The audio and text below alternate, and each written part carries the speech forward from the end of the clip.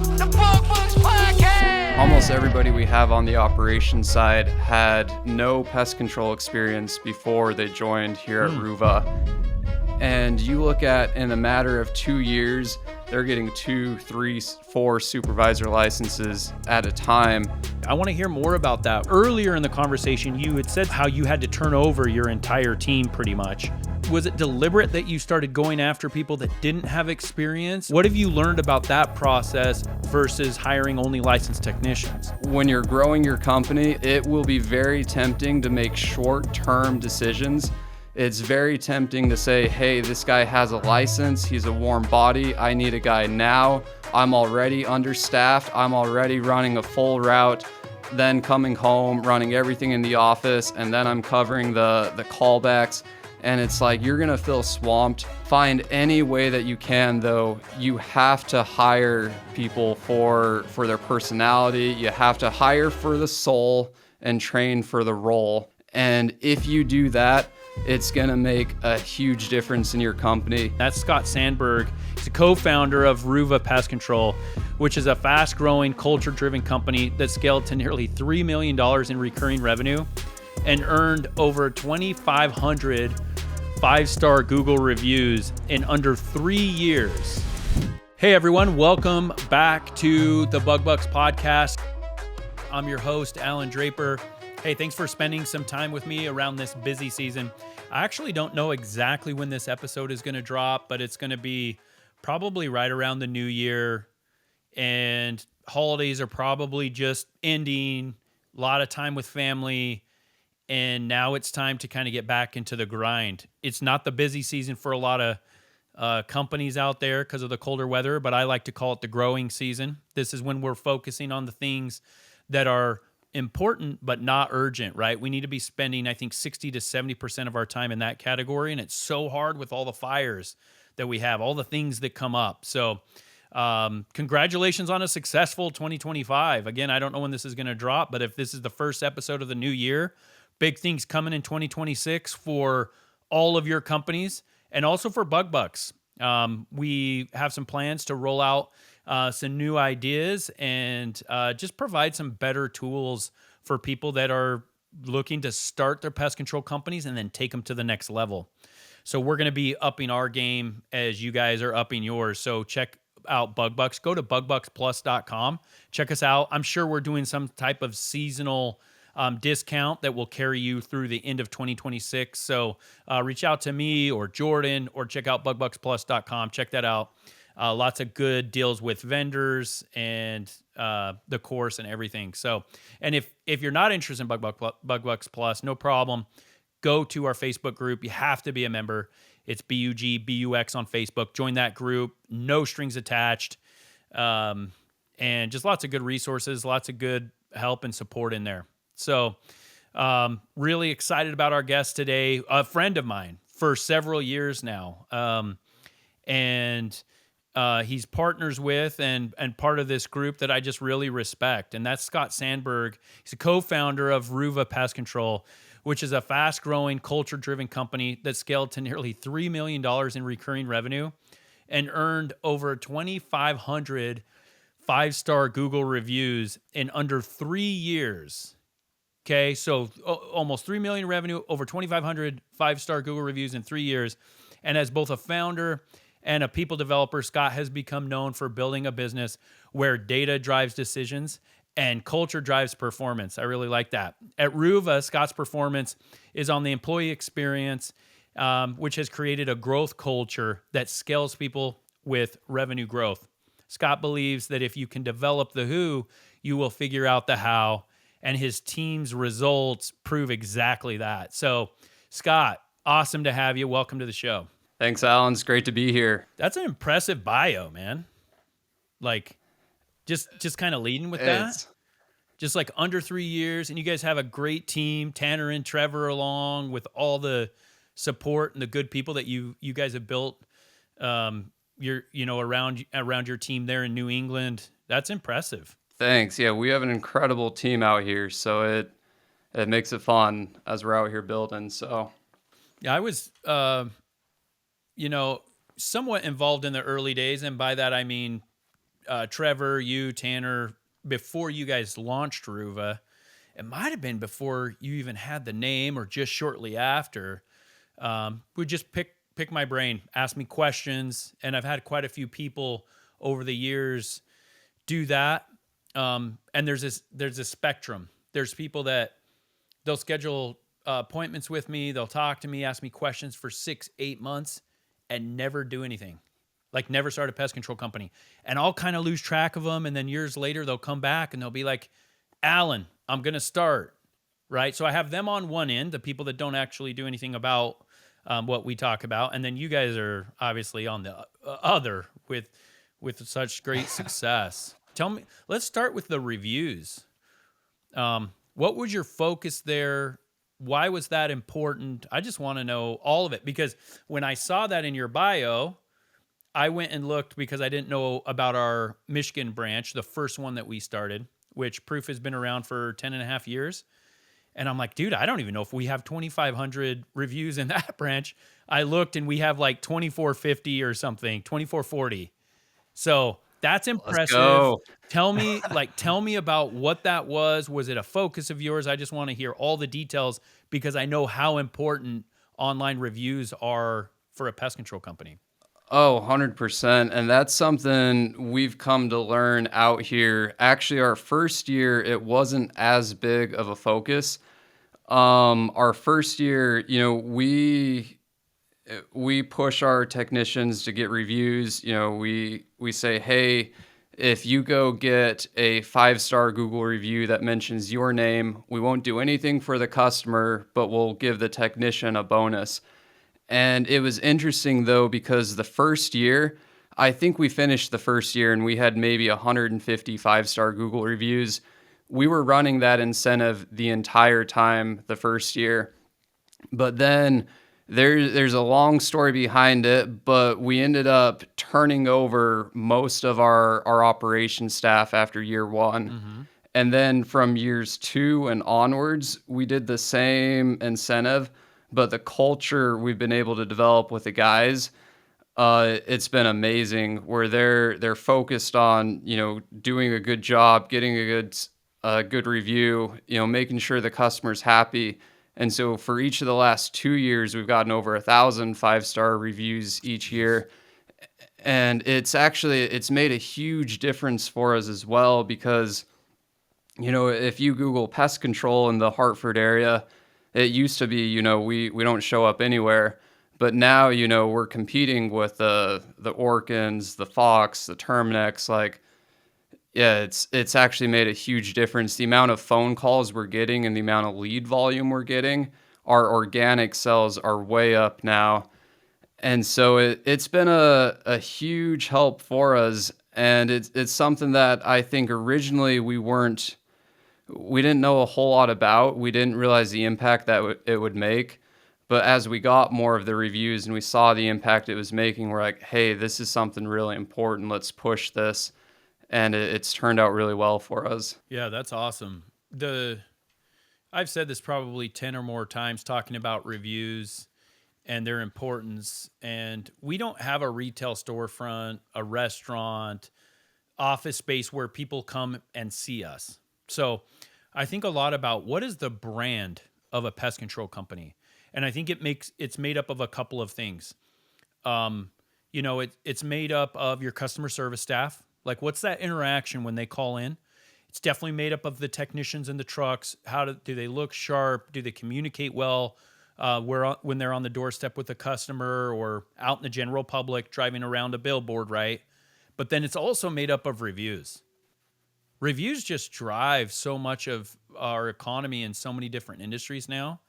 And it's such an important part. We use reviews as a way to recruit door-to-door reps, where we're like, look at, if you're having a tough time getting somebody over the edge, just have them pull out their phone and look at the reviews.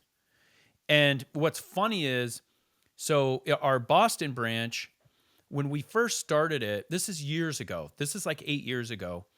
We had we were inside of this office. So we shared this like marquee that had our name on it and everything, but it wasn't easy to find. And at that point, we had 1,000 or something reviews in Boston, and we lost our Google My Business listing. And we didn't even know. I didn't know until one of our door-to-door guys told us. He's like, yeah, the listing's down. I'm like, well, how do you know? And he's like, well, I was trying to bring it up to show the customers all of our 5-star reviews, what they're saying about all of our technicians, all these things on the doors. And I couldn't pull it up. And, you know, it was pretty embarrassing for him because he's like, hey, you got all our reviews and the listing's gone. And then it's a whole other mess to like clarify that with Google, because they thought that we Oh were man. like, you know, we said we had a physical location and we didn't, but we actually did. They just couldn't find us anyway. So we're using it on that front too, to say, hey, you know, there's a lot of opportunities for you to knock for other companies, but look at our reputation. That helps people. That helps push people over the edge. Like we have brand awareness now in some of our markets, which is great. So aside from reviews, what's RUVA focused on? What are some of the successes that you've had? What are some of the failures? Like what, you know, I want to hear it all. Yeah, 100%. And we've had I think a lot more learning experiences and we've had success, but it seems like you can just string them along and yeah, start stacking wins. One of the things, the main focuses we have going into this next year, so we are opening up 2 more locations with door-to-door teams.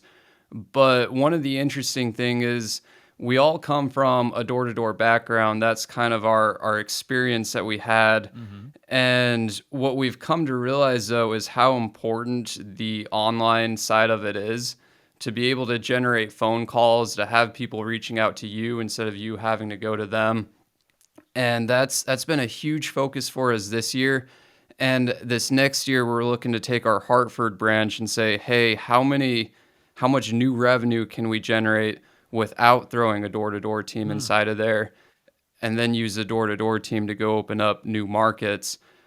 But that's a huge focus. And yeah, again, originally we weren't doing anything online. I think our first year we did under 50,000 in revenue off of online sales. Mm-hmm. Our second year we did it's like 150,000.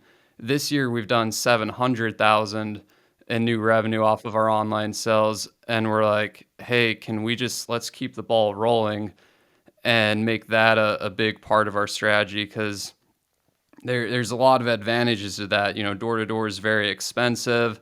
There's a lot of headaches that go to running a door to door program, as I'm sure you've experienced. And it's like there's a lot of advantages to it too. But if we can do both ends of it, I think we're going to be in a really good place. Interesting thing about online marketing from, you know, people that started their companies with door to door, like you and I, is Yep. the different, and door to door has some of these facets, but there's quite a few pieces. Like you got to get quite a few things in a row in order for it to work well. You, and it starts with, well, what's the lead generation? What's that like? So you got to do the marketing. You got to get the phone to ring, the form fill emailed to you, whatever it is. Um, I'm going to skip the middle part for right now, which is the closing the sale. But then you also have to have the operations. You have to have the spots available. If you know somebody sees a mouse in their kitchen and you can't get out there for 3 weeks, they're going to call somebody else. It's just the way it is. Yep. Now going back to that middle piece, you got to have people on the phone that actually close those deals. And I've noticed this throughout Proof, different waves, as we've had good inside sales managers and then have some in training, and it kind of waxes and wanes. And having that dedication, because online marketing, especially ad spend through Google, it is risky, man. You could spend 10 grand and not close a deal. And so you have to have that piece. Let's talk about that specifically.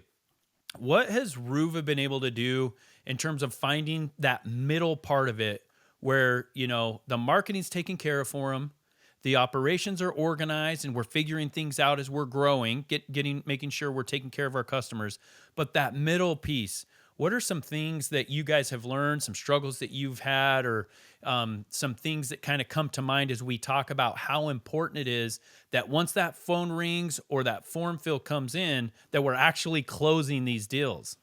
Oh, that's a huge part, especially as you said, if you're pumping money into PPC, into social media, into LSA, every time that phone rings, it's going to cost you money. Whether or not that account gets closed or not, you're still having to pay Google. You still paid for that lead.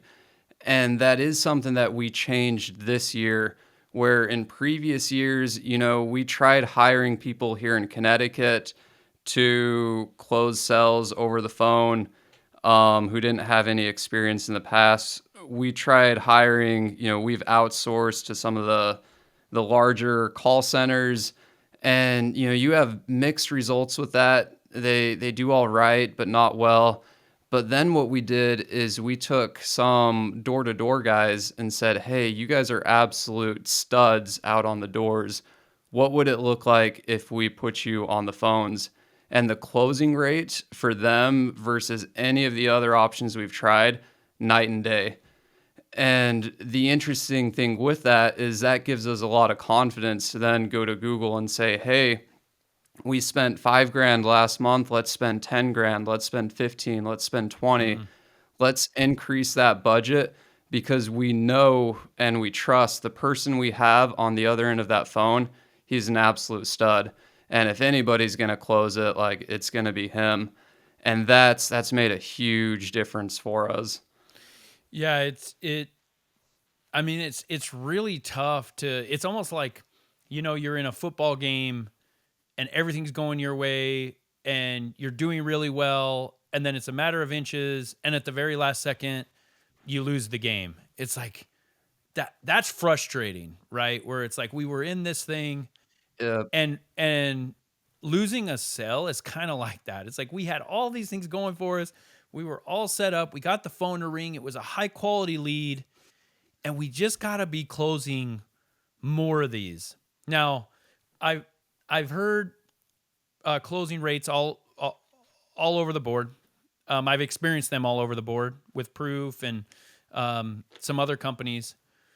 And not to pin you down to anything or disclose any trade secrets or anything within RUVA, but what's a range? Like what should the pest controller that's listening to this show, what should they kind of, in order for them to get the most bang out of their buck and to be able to feel like you were just talking about, like, hey, I'm going to pump more and more money into Google ad spend and these other lead gen sources, what's a closing rate we can expect?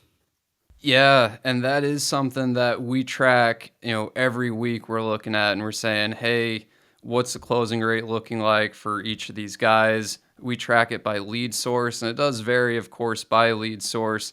But the interesting thing is, we looked at what we were getting in the past, and maybe we're getting 30, 40% if we're lucky.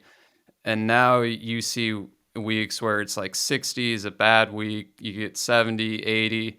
There's weeks where if you look at qualified leads, because that's another thing too, is we track, hey, is the lead qualified? Are they asking for a service we provide? Or is it like, hey, they're calling about a deer that died on the side of the road, and it's like, hey, you can't do anything for that. But I mean, we've seen qualified closing rates upwards of 70, 80. Some weeks it's even, not every week, but some weeks it's over 90%. And you're like, holy cow, like, if you look at the results we're getting off of that, why not increase our Google Ads budget? Why not increase the LSA? If we can pump more money into that, it makes a lot of sense for us right now. All right, everybody, let's highlight one of BugBucks's new vendors, Journey Health, the smarter benefits option built especially for pest control companies. We are hearing from other pest control owners that health insurance costs are rising anywhere from 20 to 50% for 2026. You don't have to accept that, and there are options. Journey Health helps owners reduce benefits costs by 20 to 30% on average and make sure that every employee gets the coverage that they need. In addition, everything is ACA compliant for those with more than 50 employees. All it takes is a 30-minute meeting for them to walk you through the options and the estimate so you can compare costs before you renew. Head to journeywholecare.com and book a quick call. Protect your margins without shortchanging your team. It's really nice being able to rely on those closers where, because marketing's so expensive. Lizard, and I don't know if I'm supposed to say this or not. So Matt, my partner at Lizard, might be frustrated with me, but they've recently developed a tool that it transcribes and grades every single incoming call, and it's changing because one of the problems with digital marketing is you get different numbers, right? My digital marketing company says I got this many leads. My inside sales reps say I got this many leads, and Google says I got this many leads. Well, Lizard's like pulling back the curtain and saying like, hey, we have the call right here. And not only that, we scored it. And not only that, we're providing feedback to the sales rep to let them know what opportunities they missed and things like that. All that being said, it's an incredible tool and it's really changing the game. You still got to have somebody close the sell. And, that's such an interesting, strategy and such an interesting tool that you guys have figured out so early, because there's people that struggle with that. And I know there's going to be some opportunity coming up in the future, it sounds like, where you guys might be able to outsource some of that for people that are like, you know what, I'm going to focus on the pest control. I'm going to focus on the technicians and making sure that we're providing a really high quality service. And maybe I'm going to outsource my marketing, have somebody run my ads. And maybe I'm going to outsource those calls and allow somebody else to take them that are closing them at a 60, 70% rate. So, that's going to be really interesting with what you guys end up doing with that. So looking forward to hearing more about that later. What's on this, kind of on the top of the priority list for RUVA in 2026? What are some things you guys are excited about? You mentioned a couple of new branches. Sounds like recruiting's going really well. What else is out there? What else do you guys got cooking for the new year? Oh, we got a lot. So yeah, we've got, the 2 new locations we're looking at opening, this spring. Along with that, what's exciting about that is, you look at on the operations side as well, how much opportunity it opens up for the guys that we have here, where we have guys, almost everybody we have on the operations side had no pest control experience before they joined here at RUVA. And you look at, in a matter of 2 years, they've been able to do some incredible things. Almost every single technician we have here in Connecticut, the licensing is pretty difficult. They have like an operator, a supervisor, different degrees of the supervisor licenses. And what we've seen is the guys that we have, they've done an incredible job of getting their operator's license, their supervisor licenses. They're getting 2, 3, 4 supervisor licenses at a time, which is incredible, because what that allows us to do is say, hey, we're going to go open up this new location, and we're able to take somebody from internally here at RUVA and say, hey, man, you've done an incredible job here. You've led a team of, 4 individuals on the service side. You've gotten all of these supervisor licenses with the state. We've got an opportunity to go open up this branch. We want you to help us to come open this and to come start it. And it's exciting. The guys, they're pushing for it. I look at a lot of the other companies around here, and usually, at least in Connecticut, it seems like they've got 1 or 2 guys who run the branch and everybody else just isn't really looking to progress. But what we're trying to do is we're trying to create a culture where, hey, everybody's looking to grow, everybody's looking to progress. And so, we've got that going on the service side, a similar thing inside the call center. We have, as we expand, it opens up more opportunities for them. And really, it's Yeah, it's exciting. We're adding on another service line here in the Hartford location. So one of the principles we live by here at RUVA is you nail it and then you scale it. And so, for example, we're rolling out termites this spring here in Hartford, but it's going to be a targeted effort where it's, hey, we're going to take one truck, we're going to start small, get the termite division going, and then we're going to put a key man in charge, and then we're going to blow it up, and then do the same thing to these other branches.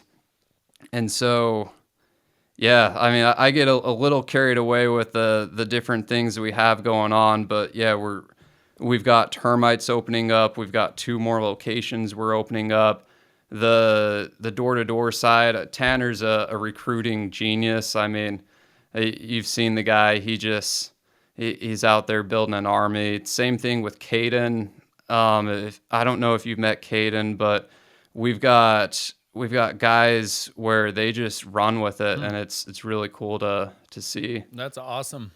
It's interesting that you mentioned that you have this group of technicians and operators that didn't come from the pest control industry. I want to hear more about that. Was because earlier in the conversation you had said something that piqued my interest about how you had to turn over your entire team pretty much.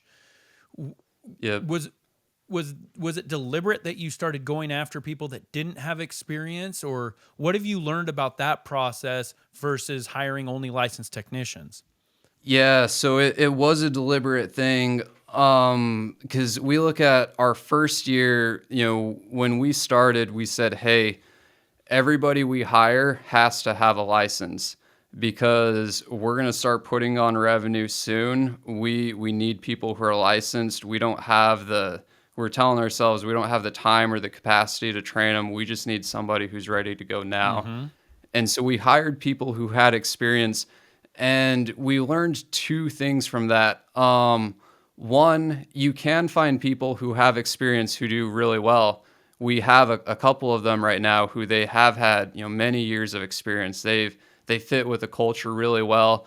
But one of the issues we had is just culture-wise, if somebody's worked for a bunch of different companies, what can happen is sometimes they may, and it's not always, but they may have some bad habits or they may not fit well with the culture. Yep. And we look at it and we say, hey, we want guys who are going to do the service this way and they're going to talk to the customer this way. And you can train people how to do pest control.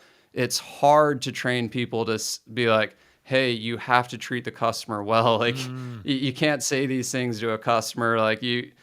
And so what we figured is let's hire people who may not have experience, but we can trust them. We know that they're going to treat people well. We'll train them on all of the pest control side of it. And it's been a night and day difference. I mean, the guys we have out there, they didn't have experience, but now they do, and they're flying through it. Like they're getting their operator license, their supervisor licenses, they're getting the different tiers, and the NPS scores they're getting, the Google reviews they're getting, it's incredible to see. And so that's one of the biggest things we've learned as we've grown this is it's like, hey, if somebody has had experience in the past, great, let's interview them.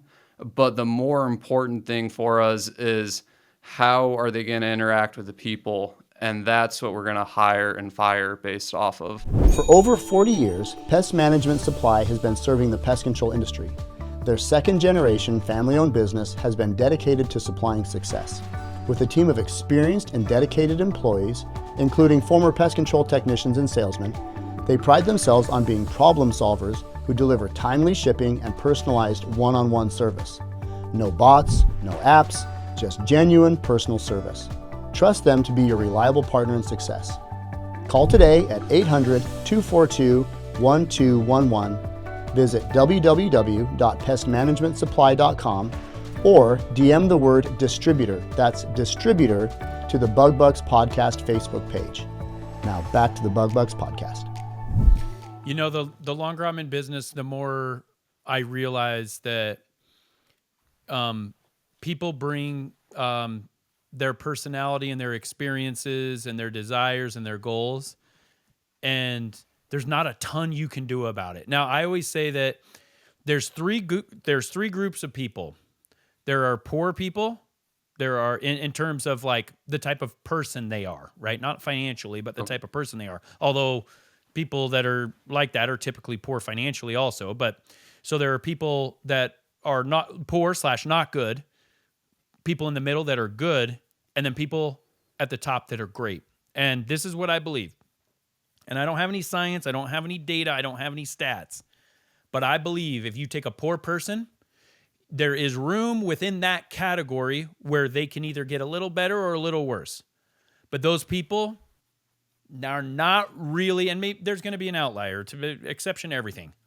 Those people are not going to become good people in terms of good employees, positive, helpful, right?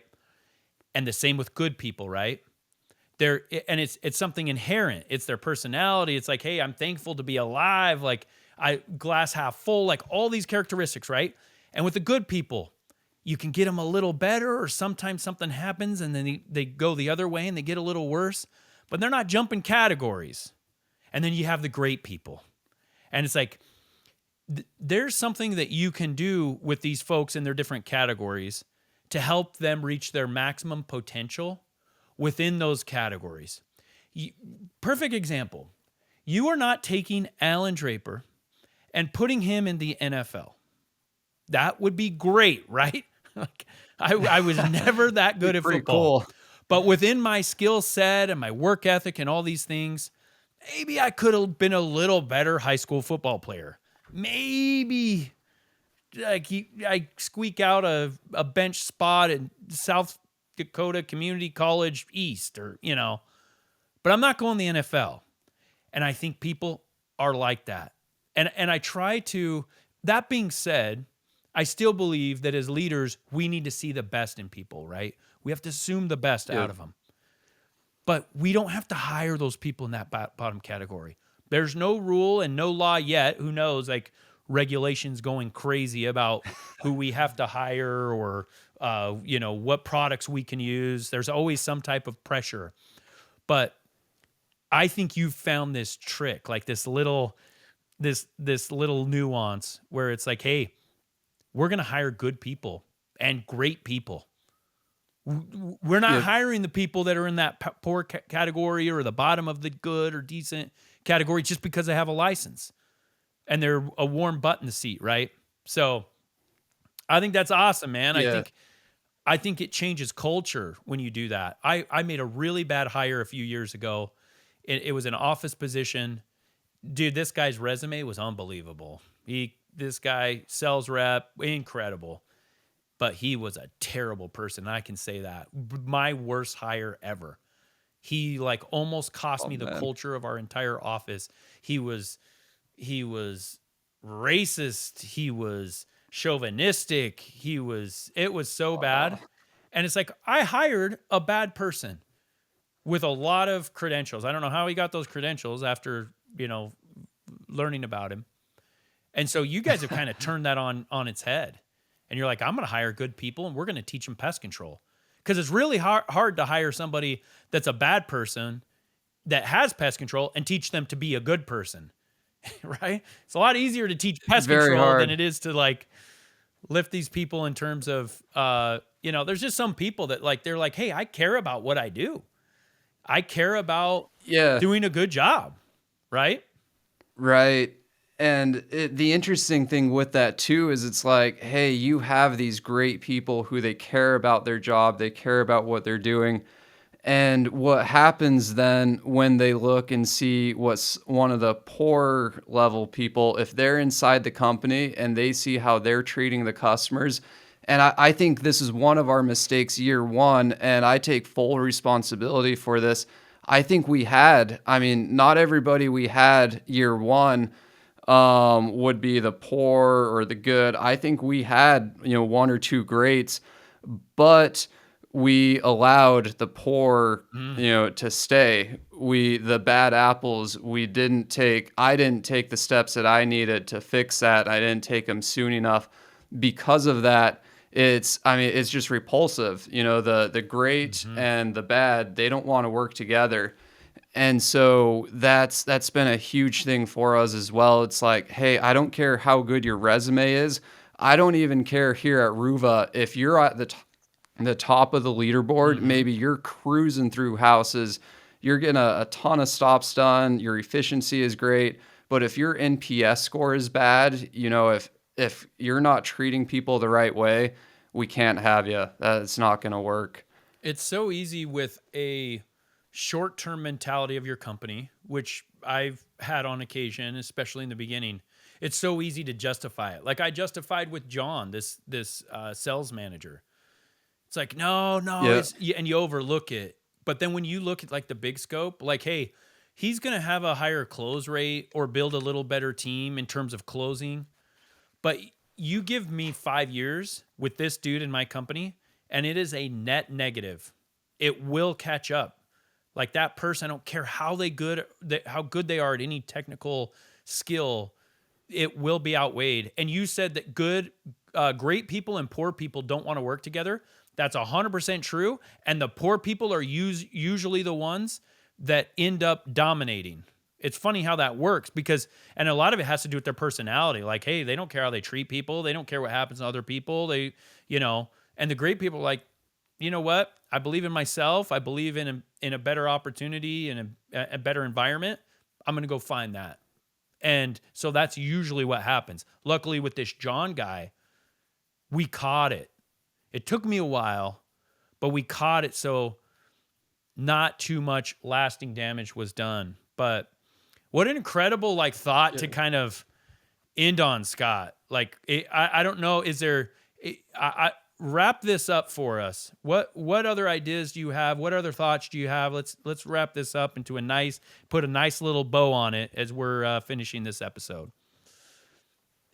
Yeah, I mean, we hit a lot today, but I think, if I were able to talk to myself 3 years ago before we started, there was a few things that helped us. Number one biggest thing that I think helped us as we were getting started is I listened to the Bug Bucks podcast.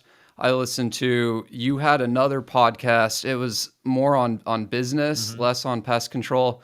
But literally, so I was training for a race, so I had a bunch of time where I was just able to listen to things. I listened to every single episode of the Bug Bucks. I listened to every single episode of the business one. I listened to every single episode of some of the other pest control podcasts out there, like the Boardroom Buzz.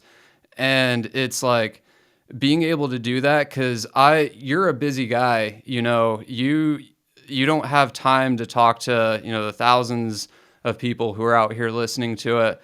But if you're able to listen to the podcast, it's like having a mentor where it's like, you're able to learn from them and figure out, hey, when I start this, or as I'm starting this and as I'm growing it, you learn a lot. And so I'd say the number one thing, make sure if you are starting or if you have plans to grow, just be hungry for knowledge. Like you have to just listen and listen and listen. And the more that you listen, the better decisions I believe you're going to make. And second thing I would say is when you're growing your company, again, it will be very tempting to make short-term decisions. It's very tempting to say, hey, this guy has a license. He's a warm body. I need a guy now. I'm already understaffed. I'm already running a full route, then coming home, running everything in the office, and then I'm covering the callbacks. And it's like you're going to feel swamped.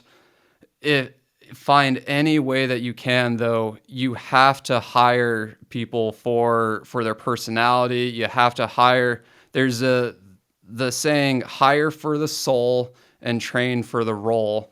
Somebody, I put a like that question on the Bug Bucks Facebook group a few years ago asking about this, and that was the advice given to me. Is they said, hey, Scott, you need to hire for the soul, and then you can train anybody for the role. And if you do that, it's going to make a huge difference in your company. You are going to be able to, you can sleep at night. You're not going to sleep wondering, oh man, I wonder what these guys are doing, or man, I hope this guy shows up tomorrow, or else I'm going to be running 2 routes. Like if you can hire the right people, it makes a huge difference, and then treat them well. You know, you've got an incredible team. You're working with incredible people. Find ways to pay them more. Find ways to show appreciation. It doesn't take a whole lot to send them a text I mean, we do an awards program where it's like we're getting guys medals, trophies. Yeah, that's we want awesome. guys to feel like absolute ballers. You know, the sales side, I think they do a really good job of making door-to-door sales guys feel really good and appreciated. I think if the industry could do that for the technician side, for the office side, you'd see a night and day difference. And so those are the two things I would wrap up with. But yeah, I'm a huge fan of the Bug Bucks podcast. I mean, it's literally changed my life. And so it's kind of fun to be here with you, Allan, today. Of course, man. No, this is awesome. Recently, we had a question in our Bug Bucks Facebook group. We have over 5,200 pest control owners in it now. And somebody asked, like, hey, what are some tips and tricks to retaining your customers? And one of my comments was, well, you got to retain your technicians. And to kind of wrap this all up, if you want to retain your technicians, hire for the soul and train for the role. I love that. Awesome, man. Well, hey, Scott, you're a stud. Yes, Dude, I love rooting for you guys, man. You're incredible. Keep up the awesome work. You guys have given back to the industry in so many ways, and I just like watching the journey. So everybody check out RUVA. Go. What's the URL, Scott? RUVAPest.com? RUVAPest.com, yep. It's an old website, but yeah, we should get Lizard on that. There you go. Yeah, Lizard developing some new AI sites for people, but absolutely. You check out RUVA. Check out their reviews, man. Just Google them. Check out their Google My Business profile and their reviews. Scott, thanks so much, man. Can't wait to catch up in the future. Thanks, Allan. Thank you so much for listening to the Bug Bucks podcast. If you enjoyed today's episode, please show your support by subscribing and leaving us an honest 5-star rating and review on Apple Podcasts or wherever you listen to podcasts. Thank you, and we'll catch you on the next episode.